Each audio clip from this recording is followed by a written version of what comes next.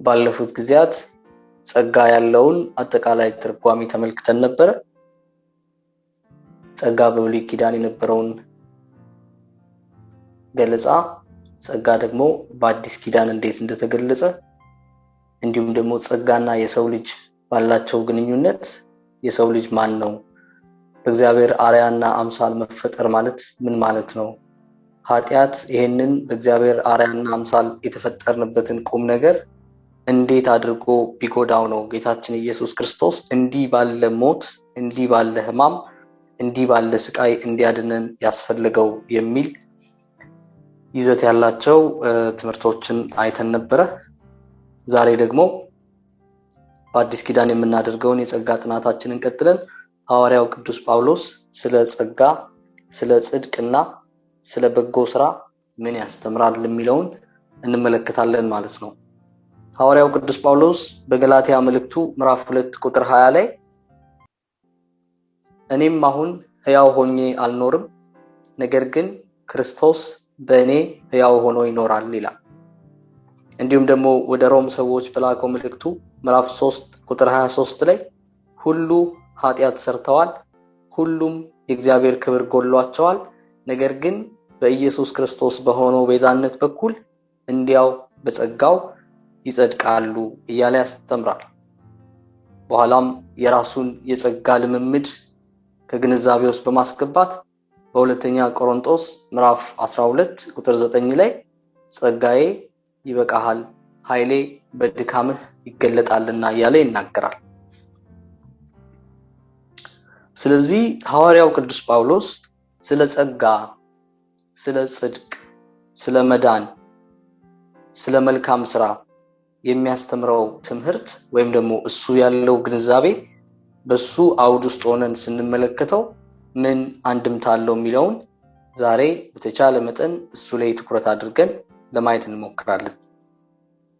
የሰው ልጅ ይድን ዘንድ የእግዚአብሔር ፍጹም ነፃ ስጦታ የሆነው የኢየሱስ ክርስቶስ ጸጋ ያስፈልገዋል። ጸጋ የሰው ልጅ አዲስ ፍጥረት የሚያደርገው የእግዚአብሔር ልጆች ሆነን በመንፈስ ቅዱስ ኃይል ከኃጢአትና ከባርነት ቀንበር ነፃ የምንሆንበት፣ በሰው ሁሉ ፊት ምስክር የሚሆን ክርስቲያናዊ ሕይወት የምንኖርበት መለኮታዊ ኃይል ነው። ይህ በሰው ሁሉ ፊት ምስክር የሚሆን ሕይወት የምንኖርበት ኃይል፣ ይህ በእግዚአብሔር ፊት አዲስ ፍጥረት የሚያደርገን የዳግም መወለድ ጸጋ ከዘላለም ጀምሮ በጌታችን በኢየሱስ ክርስቶስ በኩል ከሆነልን መመረጥና በመስቀል ከተደረገልን ስራ የሚመነጭ ነው። ስለዚህ ይህ ጌታችን ኢየሱስ ክርስቶስ በሕማሙ በሞቱና በትንሣኤው ያስገኘልን ጸጋ የሰውን ልጅ ብቻ ሳይሆን ፍጥረትን ሁሉ የሚጠቀልል ተሐድሶ ነው። የጌታ ሕማም፣ ሞትና ትንሣኤ እኔና እናንተን ብቻ የሚመለከት ሳይሆን በእኔና በእናንተ መቀደስ ፍጥረት ሁሉ የሚቀደስበት፣ አዳም የኤደንን ገነት እንዲያለማውና እንዲንከባከበው በተሰጠው ኃላፊነት ያጎደለውን ነገር ጌታችን ኢየሱስ ክርስቶስ ፍጥረትን ሁሉ አዲስ አድርጎ ፍጥረትን ሁሉ አስቀድሞ በአዳም ከነበረው ጸጋ በሚበልጥ ፍጹም በሚሆን ጸጋ፣ ፍጹም በሚሆን ንጽህና፣ ፍጹም በሚሆን መታዘዝ በአባቱ ፊት እንደገና ያደሰበት ነው። ስለዚህ የጌታችን የኢየሱስ ክርስቶስ ሕማም፣ ሞትና ትንሣኤ የኔና የናንተ መዳንና አለመዳን ጥያቄ ብቻ ሳይሆን የፍጥረት ሁሉ በእግዚአብሔር ፊት መታደስ ነው። የፍጥረት ሁሉ በእግዚአብሔር ፊት በአዳም ጊዜ ከነበረው ንጽህና በበለጠ ፍጹም በሆነ ንጽህናና ፍጹም በሆነ ጽድቅ መመላለስ ነው። ሐዋርያው ቅዱስ ጳውሎስ ይህንን አጠቃላይ ሁኔታ ሲያስረዳ መለኮታዊ ምስጢር ነው ይላል። ጳውሎስ ስለ ጸጋና ስለ መልካም ስራዎች ሲያስተምር ትምህርቱን በሚያቀርብበት አውድ ውስጥ ገብተን መመልከት ያስፈልገናል። የሐዋርያው ቅዱስ ጳውሎስ መልእክቶች ለመረዳት አስቸጋሪ የሆኑ መልእክቶች ናቸው። በተለይ ሐዋርያው ቅዱስ ጳውሎስ ስለ ጸጋ፣ ስለ ጽድቅና ስለ መዳን የሚያስተምረውን ትምህርት መረዳት የሚፈልግ ሰው አስቀድሞ ጌታችን ኢየሱስ ክርስቶስ በወንጌል ካስተማረውና ካደረገው ቁም ነገር ጋር ጥሩ የሆነ ግንኙነት ሊኖረው ያስፈልጋል። የጳውሎስን መልእክቶች ለመረዳት ከመሞከራችን በፊት ጌታ በወንጌል ያደረጋቸውን እና ያስተማራቸውን ቁም ነገሮች አንድ በአንድ ልቅም አድርገን መረዳት ያስፈልገናል። ጳውሎስ ስለ ጸጋ የሚያስተምረውን ትምህርት ለመረዳት ስንሞክር ጳውሎስ የነበረበትን አውድ ማግኘት እጅግ በጣም ወሳኝ ነው። ሐዋርያው ቅዱስ ጳውሎስ የእግዚአብሔርን ነፃ ስጦታ ከፈሪሳውያን በስራ የመጽደቅ አባዜ ለመለየት ጥርት ባለመልኩ ጸጋ መለኮታዊ ስጦታ ነው፣ ጸጋ እኔ በምሰራው መልካም ስራ እግዚአብሔር ስለ መልካምነቴ የሚከፍለኝ ደሞዝ ሳይሆን ጸጋ እግዚአብሔር መልካም ስለሆነ፣ እግዚአብሔር ወደኔ መልካም ስላሰበ፣ እግዚአብሔር ወደኔ ዘንበል ስላለ ከሱ መልካምነት እንዲሁ የሚሰጠኝ ነፃ ስጦታ ነው እንጂ እግዚአብሔር ስለኔ መልካምነትና ስለኔ ቅድስና የሚከፍለኝ ዕዳ አይደለም። እግዚአብሔር ለማንም ጸጋ ለመስጠት ዕዳ የለበትም።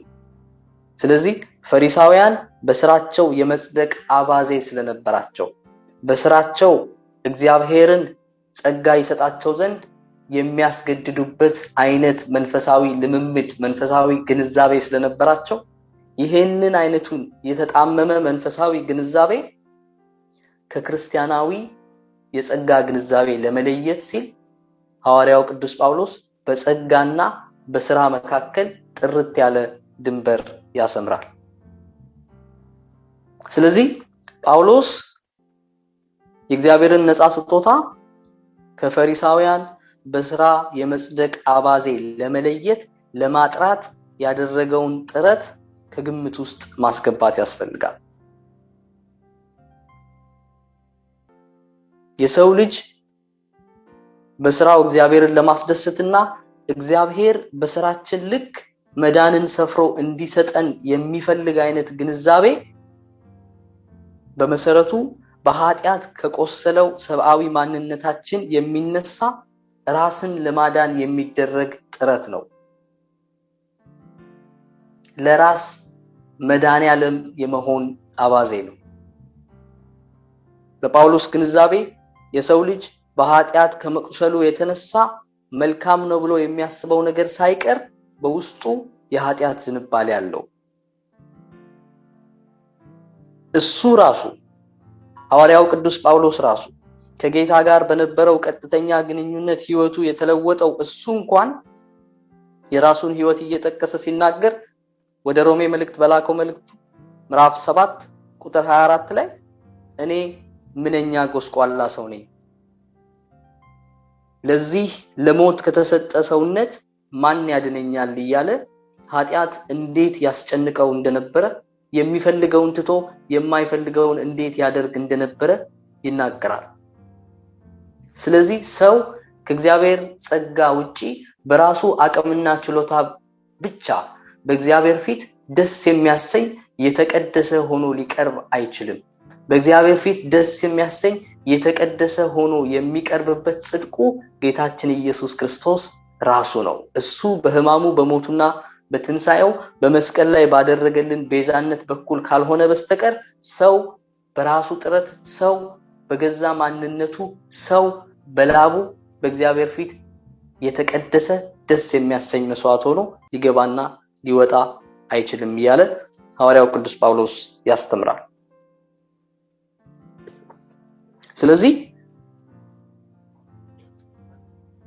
የሰው ልጅ ከራሱ ከማንነቱ የሚያድነውና ለስራው ሁሉ ዋጋ የሚሰጠው የእግዚአብሔር ነፃ ስጦታ የሆነው በጌታችን በኢየሱስ ክርስቶስ ቤዛነት በኩል ለእያንዳንዳችን የተሰጠው ጸጋ ነው።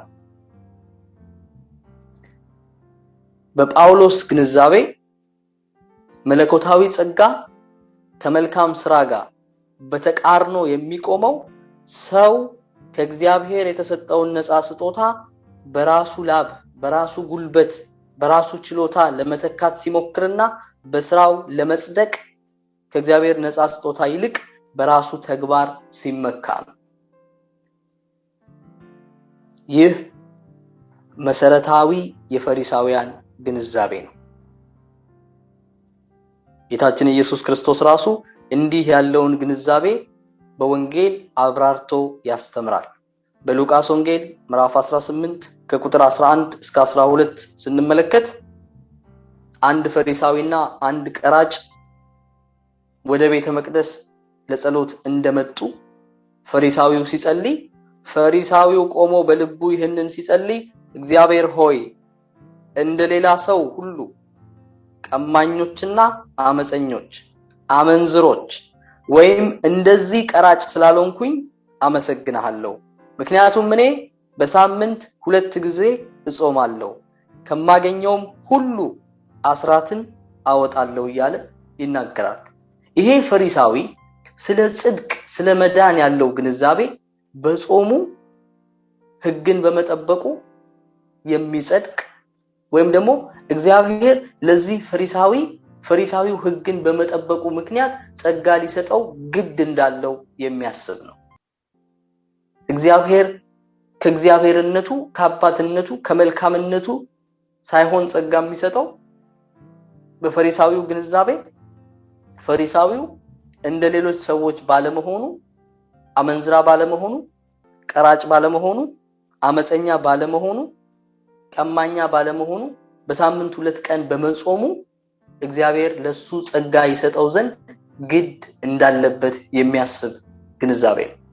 ስለዚህ ጳውሎስ እንዲህ ያለው ግንዛቤ በክርስቲያኖች መካከል እንዳይኖር ሲል እንዲህ ካለው ስራ እንዲጠነቀቁ ጽድቅ በእምነት ብቻ እንጂ ከስራ አይደለም እያለ በግልጽ ያስተምራል። ፈሪሳውያን በስራቸው በላባቸው በራሳቸው ችሎታ መንግስተ ሰማያትን ለራሳቸው የሚወርሱ መዳን ወይም አለመዳናቸው በራሳቸው የአፈጻጸም ብቃት የሚለካ የሚሰፈር በተግባራቸው ከእግዚአብሔር ዕውቅና እንዲሰጣቸው የሚፈልጉ ህዝቦች ናቸው። ጳውሎስ ይህን አይነት መንፈሳዊ ዝንባሌን አጥብቆ እየኮነነ ክርስቲያኖች በዚህ ወጥመድ እንዳይያዙ ይመክራል።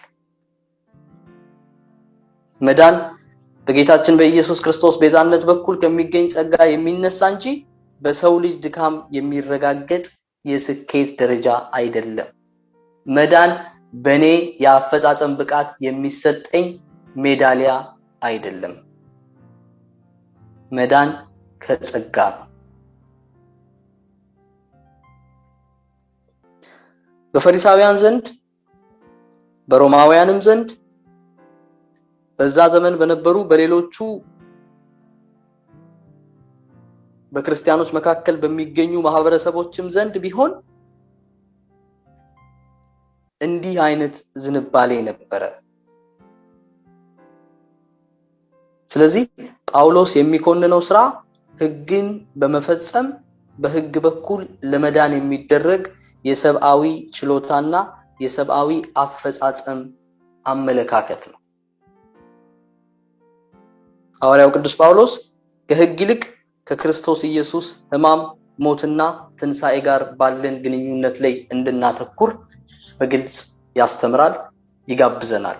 ከፊደል ፈቀቅ ብለን ከጌታችን ከኢየሱስ ክርስቶስ ሕማምና ሞት እንዲሁም ደግሞ ከትንሣኤው ጋር ህብረት እንድናደርግ ይጋብዘናል። ጳውሎስ በጻፋቸው መልእክቶች ውስጥ ጸጋ ወይም ደግሞ ከዚህ በፊት እንዳየነው በግሪኩ አገባብ ካሪስ የሚለውን ቃል 100 ጊዜ አካባቢ ይጠቀመዋል። ጳውሎስ ይህንን ቃል 100 ጊዜ ያክል ሲገልጸው ወይም ደግሞ ስለ ጸጋ ሲናገር ጸጋ መለኮታዊ ችሮታ መሆኑን አበክሮ ይናገራል። በተለይም ጸጋ በጌታችን በኢየሱስ ክርስቶስ ከተደረገልን የቤዛነት ስራ ጋር የተቆራኘ የኃጢአት ስርየት የሚያስገኝና አማኙን በውስጣዊ ማንነቱ የሚለውጠው አዲስ ፍጥረት የሚያደርገው የአዲስ ልደት ጅማሮ ነው።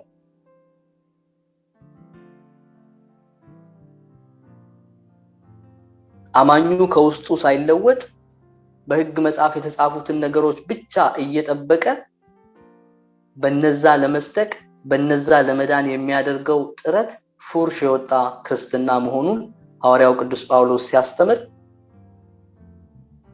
ጸጋ በጌታችን በኢየሱስ ክርስቶስ ሕማም ሞትና ትንሣኤ በሆነልን ቤዛነት የኃጢአት ስርየት የሚያስገኝና አማኙን በውስጣዊ ማንነቱ የሚለውጠው አማኙን በውስጣዊ ማንነቱ ፊቱን ወደ እግዚአብሔር የሚመልሰው ነፍስ ቀድማ ያጣችውን ካባዋን የሚመልስላት ነፍስ በጌታችን በኢየሱስ ክርስቶስ ሕማም ሞትና ትንሣኤ ባላት ህብረትና ሱታፌ የሰርግ ልብሷን በደሙ አጥባ በእግዚአብሔር ፊት እድፍ የሌለባት ንጹህ እንከን የማይገኝባት ሙሽራ ሆና የምትቆምበት አዲስ ማንነት መሆኑን አበክሮ ያስተምራል።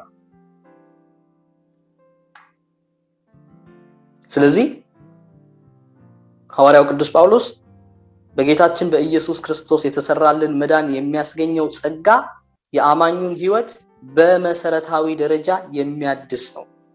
አማኙን በክርስቶስ የሆነ አዲስ ፍጥረት የሚያደርገው ነው። ለጳውሎስ አማኝ ሆኖ ክርስቲያን ሆኖ በትናንትና ማንነቱ የሚመላለስ ፍጥረት የለም። አማኝ የሆነ ሰው ክርስቲያን የሆነ ሰው የተጠመቀ ሰው ከተጠመቀበት ቀን አንስቶ ህይወቱ ከክርስቶስ ጋር ተሰውሯል። የክርስቲያናዊ ህይወት አስኳል የአማኙ ቀናኢ ባህሪ ወይም የአማኙ የተስተካከለ ህይወት ሳይሆን እግዚአብሔር በልጁ በጌታችን በኢየሱስ ክርስቶስ በኩል ራሱን ለሰው ልጆች ሁሉ የሰጠበት ቁም ነገር ነው። በክርስቲያናዊ ህይወት መጀመሪያ ላይ የሚመጣው የእግዚአብሔር ስጦታ ነው። ከእግዚአብሔር ከተገኘው የጸጋ ስጦታ ያንንም በእምነት ተቀብለን ከጸጋ ስጦታ ጋር ባለን ህብረት የጸጋ ስጦታ በህይወታችን እንዲሰራ በፈቀድንለት መጠን የጸጋ ስጦታ ልጁን ጌታችን ኢየሱስ ክርስቶስን በውስጣችን በቀረጸ መጠን ክርስቶስ ኢየሱስን በሚመስል አብነት እንመላለሳለን እንጂ ያለ ጸጋ ክርስቶስን መምሰል ያለ ጸጋ እግዚአብሔርን ደስ ማሰኘት ያለ ጸጋ በእግዚአብሔር አብ ፊት የተወደደ የተቀደሰ መስዋዕት ሆኖ መቆም የሚችል ማንም የለም።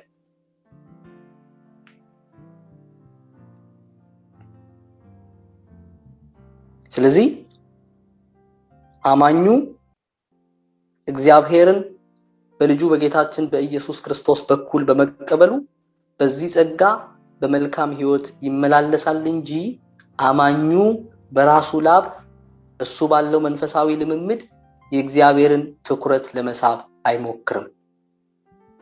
ይህ አይነቱ መንፈሳዊ ልምምድ የተጠመቀ ፈሪሳዊነት ነው። የተቃና ክርስቲያናዊ ኑሮ በጸጋ የሚጀመር በጸጋ የሚመራ እግዚአብሔር በልጁ በጌታችን በኢየሱስ ክርስቶስ ራሱን ለኛ አሳልፎ የመስጠቱ ነጸብራቅ ነው። እግዚአብሔርን በልጁ በጌታችን በኢየሱስ ክርስቶስ በኩል የተቀበለ አማኝ ከተቀበለው ስጦታ የተነሳ ለስጦታው የሚመጥን ለጥሪው የሚመጥን ህይወት ይኖራል። ለጥሪውና ለስጦታው የሚመጥን ህይወት እንዲኖር የሚያደርገው እሱ በውስጡ የተቀበለው ጸጋ ነው እንጂ የተቀባዩ ማንነት አይደለም፣ የተቀባዩ ችሎታ አይደለም። ለዛ ነው ዳዊት በመዝሙሩ ሲጸልይ አቤቱ እኔ ትል ነኝ ይላል። ሰው እንኳን ተብዬ ልጠራ የማይገባኝ ትል ነኝ ይላል። በእስራኤል ቤት ሁሉ ላይ እንደሱ የሆነ ንጉስ የለም። ዳዊት እንደ ልቤ የሆነልኝ ንጉስ ነው ብሎ እግዚአብሔር ራሱ የመሰከረለት ዳዊት ከእግዚአብሔር ጸጋ ውጪ እኔ ትል ነኝ እያለ ይናገራል።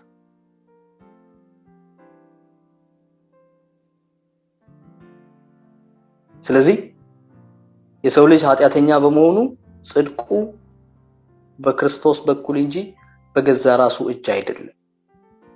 ሐዋርያው ቅዱስ ጳውሎስ በሮሜ መልእክት ምዕራፍ 3 ቁጥር 23 ላይ ይሄንን በሚመለከት ሲጽፍ ሁሉም ኃጢአት ሰርተዋል የእግዚአብሔርም ክብር ጎድሏቸዋል፣ ስለዚህ በኢየሱስ ክርስቶስ በሆነው ቤዛነት በኩል እንዲያው በጸጋው ይጸድቃሉ ይላል። የሰው ልጅ ጽድቅ ጌታችን ኢየሱስ ክርስቶስ በሰራለት ቤዛነት እንጂ የሰው ልጅ ጽድቅ በገዛ ራሱ እጅ አይደለም።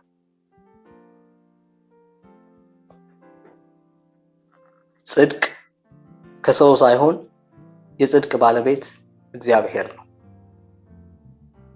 ስለዚህ ከእግዚአብሔር ጽድቅ የምንሳተፈው በልጁ በጌታችን በኢየሱስ ክርስቶስ ቤዛነት በኩል ባለን ሱታፌ ነው። በልጁ በጌታችን በኢየሱስ ክርስቶስ ቤዛነት ባለን እምነት ከሕማሙ ከሞቱና ከትንሣኤው ጋር በምናደርገው ህብረት ከእግዚአብሔር ጽድቅ እንሳተፋለን። ይሄ የጳውሎስ ትምህርት በሥራዎቹ ውስጥ በተደጋጋሚ ተገልጾ ይገኛል። በተለይም በሮሜ መልእክቱ ምዕራፍ 5 ቁጥር 1 ላይ ብንመለከት እንግዲህ በእምነት ከጸደቅን በእግዚአብሔር ዘንድ በጌታችን በኢየሱስ ክርስቶስ ሰላም አለን፣ በእሱ ደግሞ ወደ ቆምንበት ወደዚህ ጸጋ በእምነት መግባት አግኝተናል፣ በእግዚአብሔር ክብርም ተስፋ እንመካለን ይላል። መልሶ በዛው በሮሜ መልእክት ምዕራፍ 3 ቁጥር 21 ላይ ሲናገር አሁን ግን በሕግና በነቢያት የተመሰከረለት የእግዚአብሔር ጽድቅ ያለ ሕግ ተገልጧል፣ እርሱም ለሚያምኑ ሁሉ የሆነ በኢየሱስ ክርስቶስ በማመን የሚገኘው የእግዚአብሔር ጽድቅ ነው እያለ ይናገራል። የእግዚአብሔር ጽድቅ እንዴት እንደሚሰራ ሲያስረዳቸው ወደ ብሉይ ኪዳን ተመልሶ አብርሃምን ጠቅሶ አብርሃም በስራው ሳይሆን በእምነቱ እንደጸደቀ ገና ያልተፈጸመውን ተስፋ በማመኑ እምነቱ ጽድቅ ሆኖ እንደተቆጠረለት እንዲሁ እያንዳንዱ ክርስቲያንም በጌታችን በኢየሱስ ክርስቶስ ሕማም ሞትና ትንሣኤ ባለው እምነትና ሱታፌ የእግዚአብሔርን ጽድቅ በእምነት እንዲቀበል እንደተጠራ በሮሜ መልእክት ምዕራፍ 4 ከቁጥር 16 እስከ 25 ባለው ቁም ነገር ያስተምራል።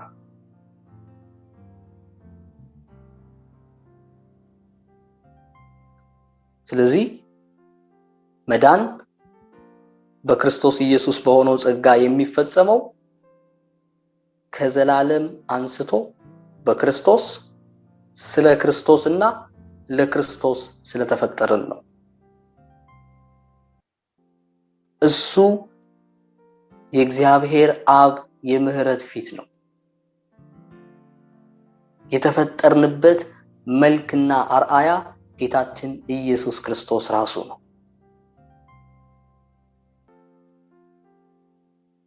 ጳውሎስ ይህንን ባንክሮ ያስተምራል። በተለይ በአንደኛ ቆሮንቶስ ምዕራፍ 8 ቁጥር 6 ላይ ብንመለከት ለኛስ ነገር ሁሉ ከሱ የሆነ እኛም ለሱ የሆንን አንድ አምላክ አብ አለን። ነገር ሁሉ በሱ በኩል የሆነ እኛም በእሱ በኩል የሆንን አንድ ጌታ ኢየሱስ ክርስቶስ አለን ይላል። ክርስቶስ አስቀድሞ በእሱ በኩል በሱና ስለሱ የተፈጠረውን ዓለም ሊያድን መጥቷል። ስለዚህ ጸጋ በኢየሱስ ክርስቶስ በኩል ተሰጠ ስንል ከሁሉ አስቀድሞ ለሰው ልጅ የተሰጠው ጸጋ ሌላ ነገር ሳይሆን ጌታችን ኢየሱስ ክርስቶስ ራሱ ነው።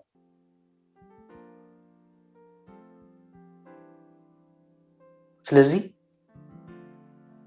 በሐዋርያው ቅዱስ ጳውሎስ ግንዛቤ በጸጋ መኖር ማለት መንፈሳዊ ሕይወት መኖር ማለት ሳይሆን ከሁሉ በፊት በጸጋ መኖር ማለት በክርስቶስ ኢየሱስ መኖር ማለት ነው።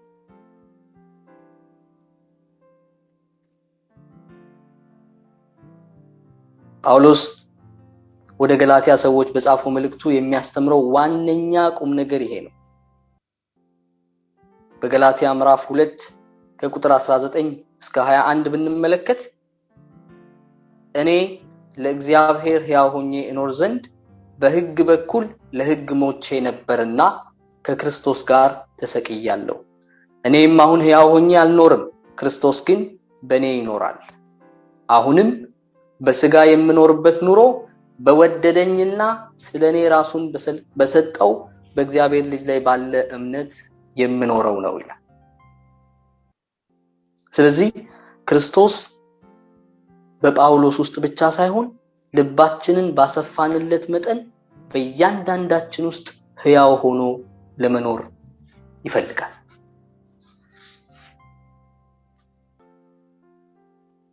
ስለዚህ እኔ አሁን ሕያው ሆኜ አልኖርም ክርስቶስ በእኔ ይኖራል ያለው ጳውሎስ ይህ በክርስቶስ መጠቅለል ይህ የኛ በሱ ውስጥ መሰወር በሚስጥረ ጥምቀት እንደሚፈጸም ሐዋርያው ቅዱስ ጳውሎስ ያስተምራል። በሮሜ መልእክቱ ምዕራፍ 6 ቁጥር 3 ላይ ሲናገር ከክርስቶስ ኢየሱስ ጋር አንድ እንድንሆን ተጠመቅን ይላል። ስለዚህ ከክርስቶስ ጋር መሰወር የሚስጥረ ጥምቀት ጸጋችን እንደሆነ ይናገራል። ይህንን ለማብራራት ሲፈልግ ሌላ ምሳሌ ያመጣና ጌታን እንለብሰዋለን እያለ ይናገራል። በገላትያ 3:27 ላይ ስናነብ ከክርስቶስ ጋር አንድ ትሆኑ ዘንድ የተጠመቃችሁ ሁሉ ክርስቶስን ለብሳችሁታል ይላል። ወንድሞቼና እህቶቼ ሕፃናትን ስናጠምቅ በክርስቶስ እንሰውራቸዋለን። ሀብትህን ብል በማይበላው ሌቦችም ቆፍረው ሊሰርቁት በማይችሉት በሰማያት አከማች እንደተባለ የማህፀን ፍሬ የሆኑትን ሀብቶች እነዚህን ልጆች በክርስቶስ ኢየሱስ ካልሆነ በስተቀር በሌላ በምን ውድ ነገር ልንሰውራቸው ብለን እናቆያቸዋለን። ስለዚህ በክርስቶስ ሕይወታቸው ይሰወር ዘንድ ለዘላለም ከሱ ጋር አንድ ይሆኑ ዘንድ ስለዚህ ሕፃናትን እናጠምቃለን። ሌላ ነገር ሳይሆን ክርስቶስን እናለብሳቸዋለን።